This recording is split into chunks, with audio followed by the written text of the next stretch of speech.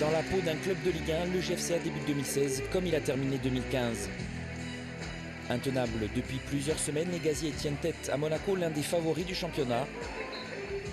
Leur série de 11 matchs sans défaite s'achève en Bretagne dans les derniers instants de la partie, qui va faire plus de mal que prévu. Car derrière, les joueurs de Thierry Laurey vont subir de lourds revers contre Montpellier et Troyes, deux adversaires directs pour le maintien qui viendront prendre des points à Medzavir et plongeront un peu plus le gaz dans une spirale négative. Finalement, après 9 rencontres sans succès en Ligue 1, le Gaz retrouve les joies d'une victoire contre Caen. Fin avril, après une seconde victoire sur la phase retour contre le CB lors du derby, le Gaz a son destin entre ses mains. Mais un calendrier défavorable ne lui permettra pas de se maintenir dans l'élite du football français. La belle histoire du petit pousset de la Ligue 1 s'arrête à Lorient. Le GFCA est relégué après seulement une saison. Durant l'été, exit Thierry Laurey, place à Jean-Luc Vanouk, un nouvel entraîneur pour un nouveau départ. Le championnat débute bien pour les Diables Rouges, solide contre Brest à domicile. Le Gaz voyage bien et s'impose sans trembler sur les pelouses d'Auxerre et de Laval. Il est même 5e après un mois de compétition. Mais derrière, la machine s'enraye.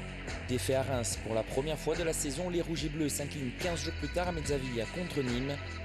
Il faudra attendre la 12e journée et la venue d'Orléans pour retrouver le sourire à domicile.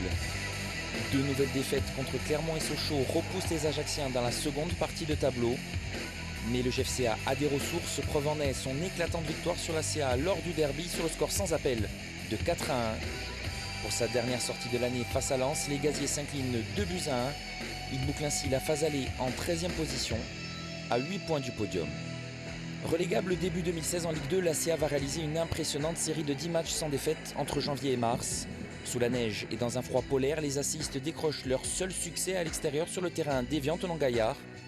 Derrière, toutes les équipes mordront la poussière à Timizol, Clermont concurrent direct pour le maintien, ou encore Nancy, l'un des favoris pour l'accession. Finalement, le FC Metz sera la première formation à faire tomber la CA. La suite de la compétition est beaucoup plus pénible avec seulement 3 points pris face à Niort. 10e après ce match, les Blancs et Rouges dégringolent au classement et s'inclinent 5 fois lors des 7 ultimes journées. Ils terminent 17e et premier non relégable au terme de l'exercice 2015-2016.